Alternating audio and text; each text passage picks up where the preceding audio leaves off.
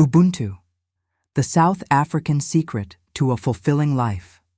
I am because we are, the philosophy that can change your life. Right now, as you're listening to this, someone in your neighborhood is eating dinner alone, wishing they had someone to talk to. Someone at your workplace is struggling with a problem, afraid to ask for help. Someone in your own family feels disconnected, even though you're living under the same roof. This isn't just sad. It's destroying our health and well-being on a massive scale. Welcome to this story. Today you're not just going to hear about an African philosophy. You're going to discover something that can completely revolutionize the way you see yourself and the world around you. This isn't about superficial self-help. It's about something much deeper. Something that millions of people around the world are searching for, and maybe you are too. And here's what's shocking. The solution has been hiding in plain sight for thousands of years, practiced by communities that have some of the lowest rates of depression, anxiety, and serious mental health crises in the world. But the modern world has almost forgotten it exists. There's a single word that can heal this epidemic of loneliness, and you've probably never heard it before. What if I told you there's a South African word that holds the secret to a truly fulfilling, connected, and happy life? And what if I told you that this word is not just a concept, but a way of living, a way of waking up every morning knowing exactly where you belong in this world? That word is Ubuntu. Now, before we begin, I want you to know, yes, this story might take some time because I won't rush this. I'm going to explain everything in a way that even if you're hearing this for the very first time, and even if you find philosophical concepts difficult to grasp, you will understand deeply, step by step, slowly, clearly, powerfully. And trust me, if you stay with me until the end, this might be the most transformative story you've ever heard. Because what you're about to learn isn't just theory, it's a complete blueprint for healing the isolation that's destroying our mental health, our relationships, and our communities. So now, let's begin this journey. Part 1. The story that changed everything. Let me start with a story. There's a popular parable widely shared about children who decided to run hand in hand. It illustrates Ubuntu, though there's no academic record proving it actually occurred. But the wisdom it contains is real. The story goes, an anthropologist visited a village in South Africa and decided to conduct an experiment with the children. He placed a basket full of sweet fruits under a distant tree and told them, "The first child to reach that tree can keep all the fruits." The children lined up at the starting line. He expected to see a competitive race like what would happen anywhere in the Western world. But something extraordinary happened. When he shouted, "Go!" the children joined hands and ran together toward the tree. They arrived at the same time, sat in a circle, and divided the fruits equally among everyone. When asked why, one child supposedly said, "How can I be happy when my brothers and sisters are sad?" Whether this exact story happened or not, it perfectly captures the essence of Ubuntu, the philosophy that has guided African communities for centuries. But what is Ubuntu? Ubuntu is a word that comes from the Bantu languages of South Africa, and it means, "I am because we are." It's the deep understanding that our humanity is connected, that our happiness depends on the happiness of others, that our strength comes from the strength of community, that when one suffers, we all suffer, and when one prospers, we all prosper. Part 2. What is Ubuntu, the philosophy the world forgot? Ubuntu is not just a word. It's a complete way of seeing life. It's the opposite of the individualistic mindset that dominates the modern world. In the Western world, we're taught, "I think, therefore I am." In Ubuntu, the truth is, we are, therefore I am. The heart of Ubuntu, understanding interdependence. At its core, Ubuntu is about recognizing a simple truth that modern society tries to make us forget. We are all interdependent. Your success depends on others' success. Your health depends on your community's health. Your happiness is tied to the happiness of those around you. Think about it. The food you eat was grown by farmers. The house you live in was built by construction workers. The phone you use was made by thousands of people you'll never meet. The peace in your neighborhood depends on everyone choosing cooperation over conflict. This isn't just poetic. It's practical reality. When your community thrives, you have more opportunities. When your neighbors are educated, your property value increases. When people around you are healthy and happy, you live in a better world. Ubuntu simply asks us to live consciously with this truth instead of pretending we're islands. But here's where it gets interesting. When entire communities abandoned Ubuntu principles, the results were absolutely devastating. And what happened next will show you exactly why this matters for your life right now. Ubuntu teaches us 4 fundamental truths. First truth, interdependence. We are all connected. Your well-being and others' well-being are not separate things. They're the same thing. When your neighbor struggles, your community weakens. When your community weakens, you struggle too. This is not philosophy. This is how life actually works. No one succeeds in a failing society. No one finds lasting happiness in a world full of suffering around them. Second truth, shared humanity. We are more alike than different. You cannot be truly human in isolation. Your essence manifests through your connections, your relationships, the way you touch other people's lives. Underneath all our differences, race, religion, nationality, wealth, we all want the same things: to be loved, understood, respected. We all feel pain, joy, fear, hope. Third truth, your pain decreases when it's shared. In Ubuntu, when someone suffers, the community carries that weight together. Suffering becomes lighter because it's shared. You're never alone in your pain. Fourth truth, your joy multiplies when it's shared. When you celebrate alone, it's just personal happiness. When you celebrate with others, your joy expands, multiplies, becomes something greater than yourself. Let me give you a real example. During apartheid in South Africa, when Nelson Mandela was in prison, it was Ubuntu that kept communities together. When one family had no food, neighbors shared. When someone was sick, everyone took care. When someone celebrated, everyone rejoiced. Ubuntu is not just about being nice. It's about understanding that your prosperity and others' prosperity are intimately connected. As Archbishop Desmond Tutu beautifully explained, Ubuntu speaks particularly about the fact that you can't exist as a human being in isolation. And Nelson Mandela lived this truth, saying, "No one is born hating another person. If they can learn to hate, they can be taught to love, for love comes more naturally to the human heart than its opposite." These aren't just words from leaders. They're reflections of a philosophy that sustained entire communities through the darkest times in South African history. But here's what most people don't know about Ubuntu, and what happened when communities abandoned it will shock you. Part 3. The 5 questions that reveal your Ubuntu. Now, how can you know if you're living Ubuntu? How can you awaken this ancestral wisdom in your modern life? There are 5 fundamental questions that every Ubuntu practitioner asks themselves. These are not questions you answer quickly.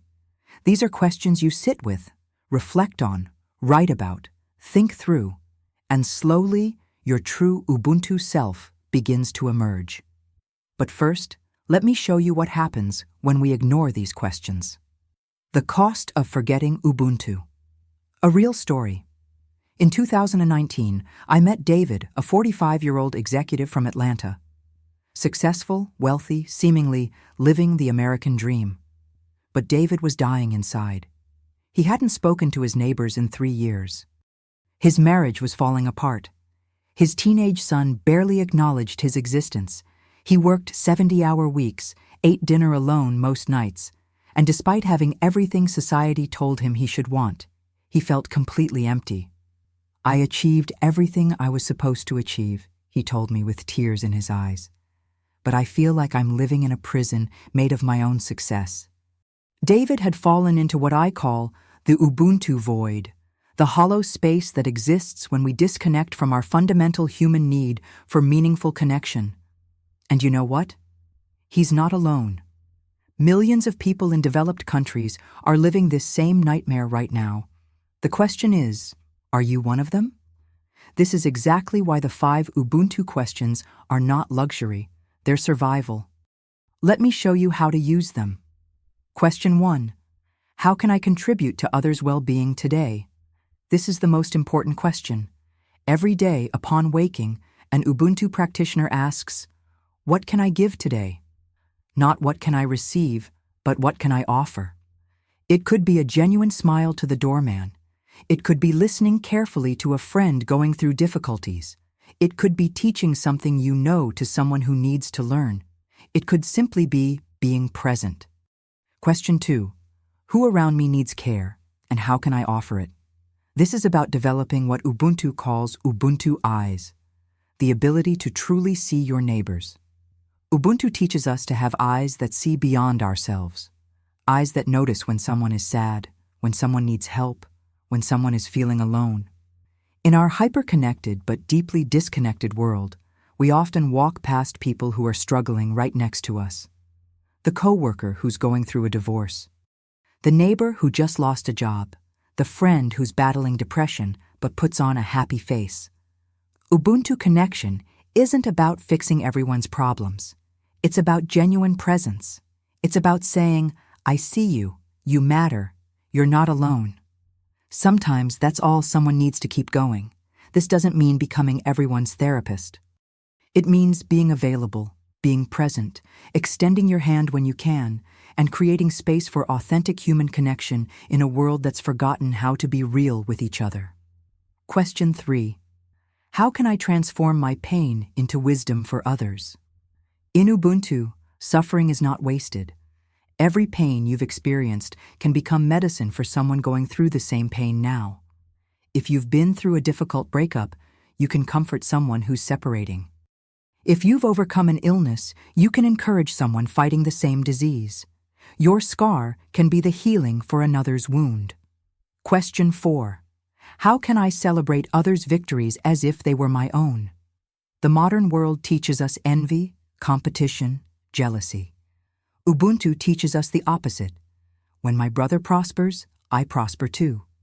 When my sister shines, I shine too. Stop for a second and think honestly. When was the last time you felt genuinely happy about someone else's success? Really happy? Not that fake social media congratulations, but truly joyful? If you're struggling to remember, you're not alone. And you're not broken. You're just disconnected. This is difficult at first, but when you understand that we're all connected, celebrating others' success becomes natural. Because their success literally is your success in the Ubuntu worldview. Question 5. How can I leave this place better than I found it? Every place you pass through, your home, your work, your community, your city, how can you leave a positive mark? Here's a challenge for you right now. Think about the space you're in. What's one small thing you could do in the next 5 minutes to make it better? Do it. That's Ubuntu in action. And what happens when you start living with these questions? Well, the science will absolutely blow your mind. Part 4. The science behind Ubuntu. Why does it work?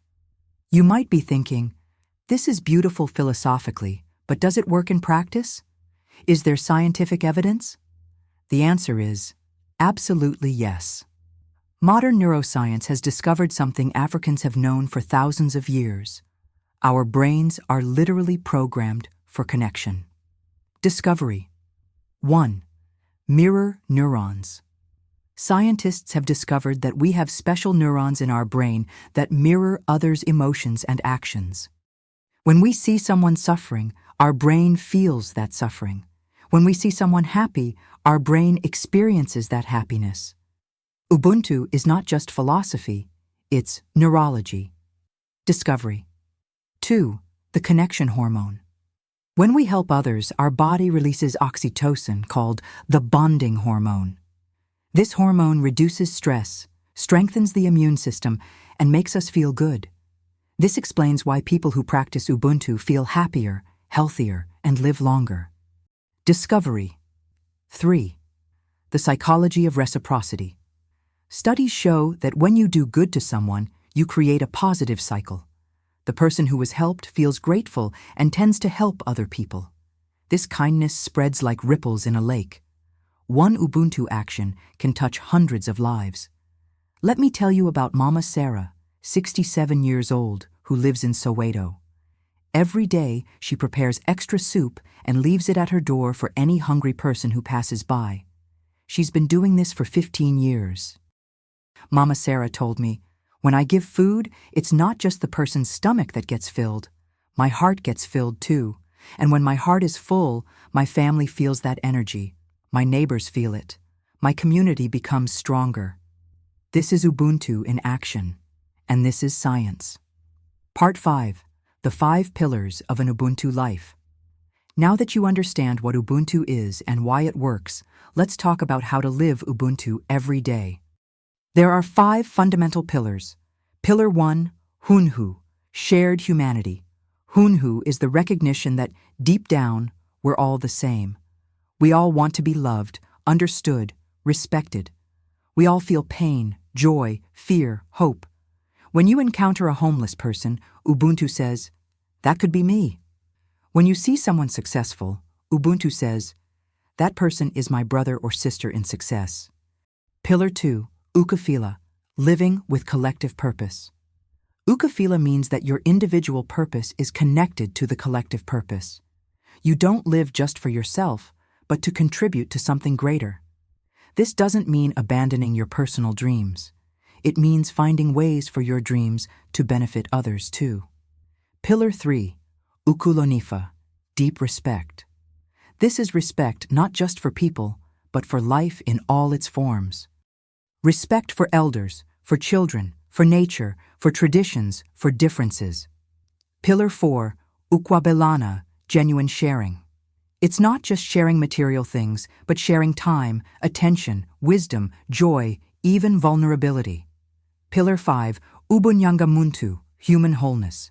This is perhaps the deepest. It's seeing each person as a complete human being, with history, dreams, fears, potential. Not judging, not reducing someone to a label or a first impression. Part 6, Ubuntu in the modern world, practical application. But how do I apply Ubuntu in my work, in my family, in my daily life in a competitive world? Let me show you real examples. At work. Instead of destructively competing with colleagues, practice Ubuntu. Help a colleague who's struggling. Share an idea that can benefit the whole team. Publicly recognize others' good work. Result, you create a more collaborative environment, and paradoxically, this increases your own opportunities. In the family, instead of holding grudges or always trying to be right, practice Ubuntu. Really listen to what your family is saying. Do something kind without expecting anything in return. Be the first to apologize when necessary. Result, deeper and more genuine relationships. In the community, get to know your neighbors, participate in local causes, be part of the solution to problems around you. Digitally, even on social media, Ubuntu applies. Share content that elevates others. Comment constructively. Use your online voice to spread positivity. Real example. Thabo, a young entrepreneur from Cape Town, applied Ubuntu in his business. Instead of just seeking profit, he hired people from his community, offered training, and reinvested part of the profits in local social projects. Result? His business grew 300% in 2 years, not despite practicing Ubuntu, but because of it. Customers became brand evangelists, employees became more dedicated, and the community actively supported the business. Part 7. Lessons from the Elders. Ubuntu Wisdom from the Oldest. To truly understand Ubuntu, we need to listen to those who have lived this philosophy their entire lives. During my research, I spoke with elders from various South African communities. Let me share their most precious lessons. Gogo Nomsa, 89 years old. My child, when I was young, I thought Ubuntu was giving things to others. Now, at 89, I understand that Ubuntu is allowing others to give to me too. True strength lies in knowing when to give and when to receive with humility. Tata Mandla, 92 years old. Ubuntu is not being weak or letting others take advantage of you. Ubuntu is being strong enough to lift others without diminishing yourself. It's like the sun. It shines for everyone without losing its light. Mama Winnie, 85 years old. You young people think you need to change the entire world. Ubuntu teaches, change your circle. When you change the people around you, they change the people around them. That's how the world changes, one heart at a time. Tata Joseph, 87 years old. The modern world teaches that you have to choose. Be successful or be good. Ubuntu says, be successful by being good. The greatest success is when you prosper and take others along. These words are not just advice. They're lessons from people who lived through apartheid, poverty, wars, and still kept their hearts open and full of love. Part 8. Ubuntu and Health, the Healing Power of Connection. Did you know that Ubuntu can literally transform lives and improve health outcomes? Research suggests that social connection is linked to lower risk of cardiovascular disease and mortality. While loneliness, isolation are associated with elevated risk of heart disease, 29%, stroke, 32%, and significantly higher health risks overall, 26 to 32%.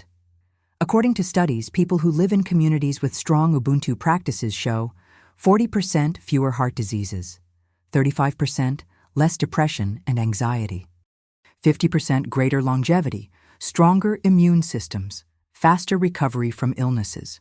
Why? Because Ubuntu addresses one of the biggest silent health crises of modernity, chronic isolation. The loneliness epidemic. In the modern world, especially after the pandemic, isolation has become a widespread crisis. People live in apartments side by side but don't know each other. They work in crowded offices but feel disconnected. Ubuntu offers a powerful solution to this challenge. Medical example. Dr. Naledi Mathembu, a cardiologist in Johannesburg, tells us, I had 2 patients with similar heart attacks. One lived isolated, focused only on career. The other lived in Ubuntu community, had strong support network, participated in collective activities. The first had 3 subsequent heart attacks. The second never had heart problems again. The difference? Ubuntu. How Ubuntu heals, reduces stress. When you know you're not alone, cortisol, stress hormone, decreases. Increases purpose.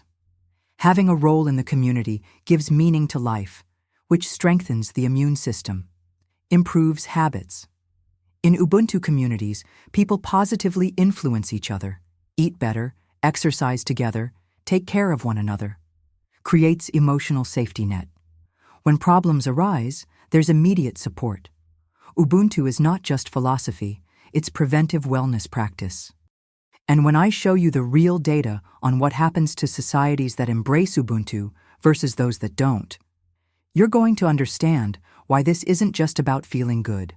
This is essential for long-term well-being and community health. Part 9. Ubuntu versus individualism, a crucial choice. We live at a historical crossroads. On one side, the extreme individualism that dominates modern Western culture. On the other, Ubuntu wisdom that offers an alternative. Individualism teaches us, every man for himself, be number one, don't trust anyone, accumulate as much as possible, your image is everything. Ubuntu teaches us, together we are all stronger, be useful to others, build trust through actions. Share to multiply. Your contribution is everything. The consequences of extreme individualism. Think about the world around us. Record rates of depression, anxiety, mental health crises. Successful people who feel empty. Superficial relationships, fragmented communities, political polarization, widespread distrust, and it's getting worse every single day. The world needs Ubuntu now more than ever because we're facing a silent crisis that's taking a huge toll on communities worldwide. This is not coincidence. It's the consequence of a life philosophy that disconnects us from each other.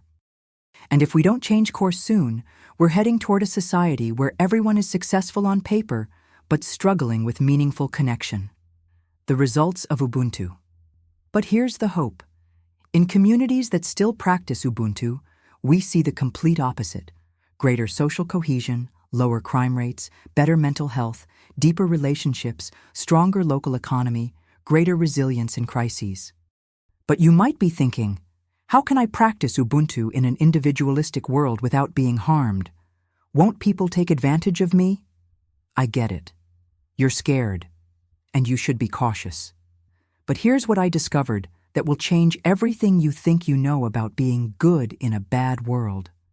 The answer lies in understanding that Ubuntu is not naivety, it's strategic wisdom. When you practice Ubuntu genuinely, people trust you more. Opportunities appear through connections. You create a real support network. Your reputation strengthens. You become indispensable because you add value to others. Ubuntu is not being foolish. It's being intelligent in a human way. Now here comes the part that could change your life forever, or that you'll miss out on if you don't pay attention. Because what I'm about to show you is the exact step-by-step system that thousands of people have used to go from isolated and empty to connected and fulfilled. Part 10. The Ubuntu Circle, the practical methodology. Now let's get practical. How do you transform Ubuntu from concept to daily reality? I present to you the Ubuntu Circle, a methodology I developed based on traditional teachings. Center of the circle. I am. At the center is you, but not the egocentric I, the I that's conscious of its connection with everything and everyone. First circle. Family, close friends. Start with those closest to you. How can you practice Ubuntu at home? With intimate friends? Listen more than you speak. Help without being asked. Genuinely celebrate others' successes. Be present during difficulties. Second circle. Immediate community work, neighbors, people you see regularly. Learn people's names. Do small favors without expecting return. Be punctual and reliable. Share knowledge and resources. Third circle. Broader society. Your city, your country, larger causes. Vote consciously. Support local causes. Be environmentally responsible. Use your voice and privileges to help others. Fourth circle. Global humanity. How do your actions affect the entire world? Consume consciously. Respect other cultures. Contribute to global solutions. See all humans as extended family. Daily practice. Every day, ask yourself, how can I strengthen each circle today? Where can I bring Ubuntu today? How can I be a force of connection today? Start small. Ubuntu doesn't require grand gestures. It requires consistency in small acts of humanity. And when you see what happened to people who followed this exact methodology, the transformations will blow your mind. These aren't fairy tales. These are real people, real struggles, and results that prove Ubuntu works in the modern world. Part 11. Real transformation stories from Ubuntu. Let me share some real stories of people who applied Ubuntu and transformed their lives. Story 1. Sarah, nurse in Detroit. Sarah was suffering from severe burnout. She hated her job, felt disconnected from patients, was considering changing careers. Then she learned about Ubuntu through a lecture. She decided to try it. Instead of seeing patients as tasks, she began seeing them as people with stories. She started listening more, touching with more care, dedicating a few extra minutes to conversation. Result, patients began recovering faster. She received praise from administration. Most importantly, she rediscovered her love for nursing. Today, Sarah leads a hospital humanization program based on Ubuntu principles. Story 2. Thando, businessman in Cape Town. Thando had a financially successful technology company, but with high employee turnover and a toxic environment. He applied Ubuntu in business, instituted weekly listening circles, started internal mentorship program, created mutual aid fund among employees, implemented profit-sharing policy. Result? Turnover dropped 80%, Productivity increased 150%. Company was voted one of the best places to work in the city. Story 3. Carmen, teacher in Guadalajara. Carmen taught at a public school in a peripheral neighborhood. Unmotivated students, absent parents, limited resources. She applied Ubuntu in education, created wisdom circles where students shared knowledge with others, implemented system where advanced students helped those with difficulties, involved the community in the school, taught Ubuntu principles as cross-curricular subject. Result: grades rose 200%, school dropout rates fell 90%, school became a reference community center. These are not exceptions. They're examples of what happens when Ubuntu meets practical action.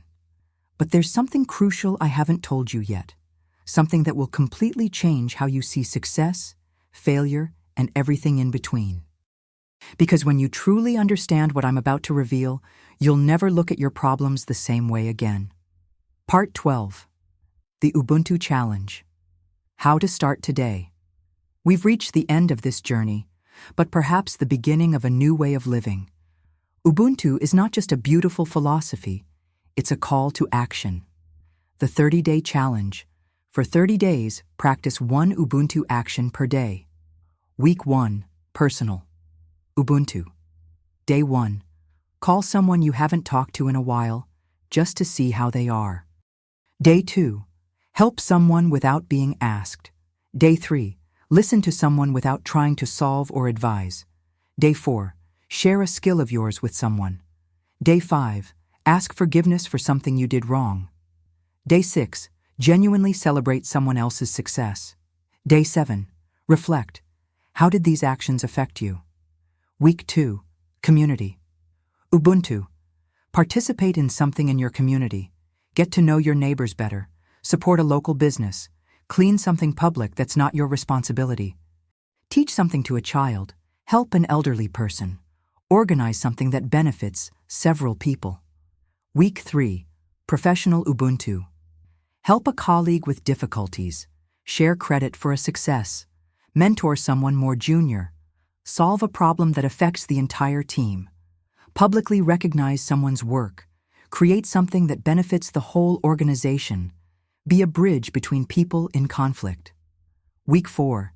Extended Ubuntu. Donate to a cause you believe in. Volunteer some hours. Use your social media to promote something positive. Educate yourself about a reality different from yours. Do something for the environment. Support a company, organization that practices Ubuntu. Teach Ubuntu to someone. At the end of 30 days, you won't be the same person. You will have experienced the truth that South Africans have known for generations. When you take care of others, you take care of yourself. When you strengthen the community, you strengthen yourself. You will have discovered that Ubuntu is not sacrifice, it's investment. Investment in the only thing that really matters, our shared humanity. Conclusion: I am because we are. So what have we learned from this journey? Ubuntu teaches us that the individual pursuit of happiness is an illusion.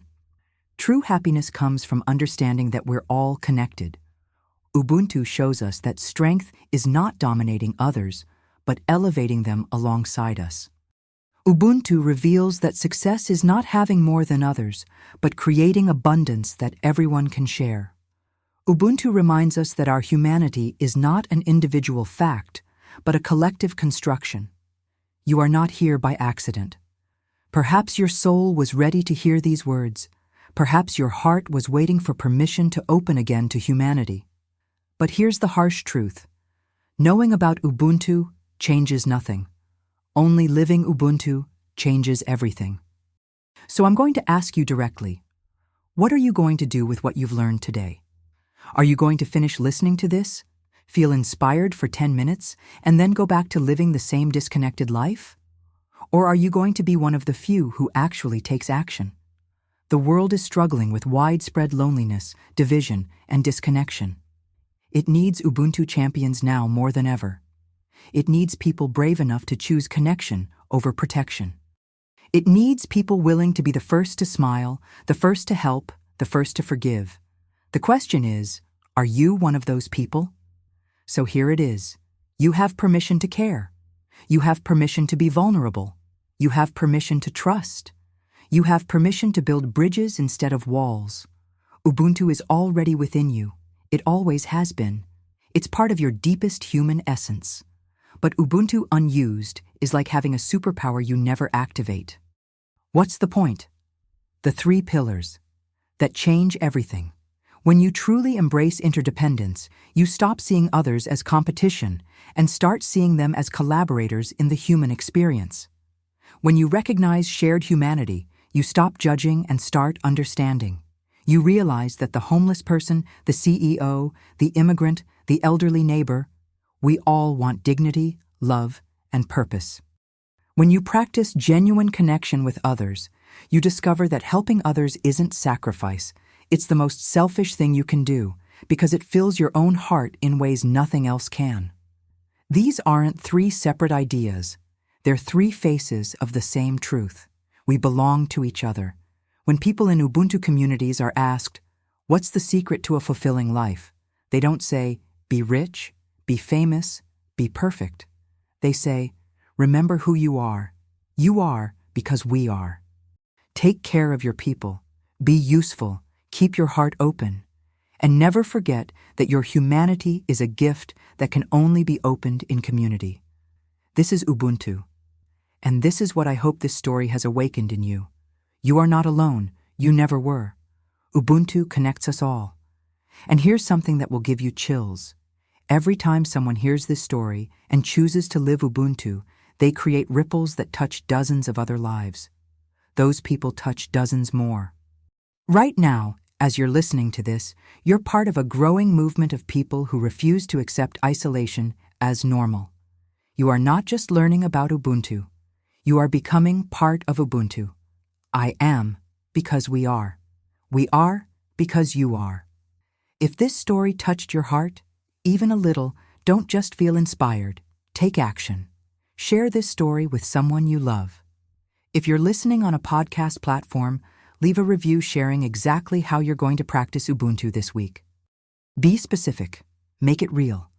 Not for the algorithm, but so more people can discover that there's a way to live based on connection, not separation. Because every person who discovers Ubuntu is one less person struggling with isolation in this world. And right now, that's more important than ever. Take care of your mind, take care of your heart, take care of each other. And always remember, you weren't born to be lost. You were born to live Ubuntu until the next story. Meanwhile, stay connected, stay human, stay Ubuntu. Ubuntu, I am because we are.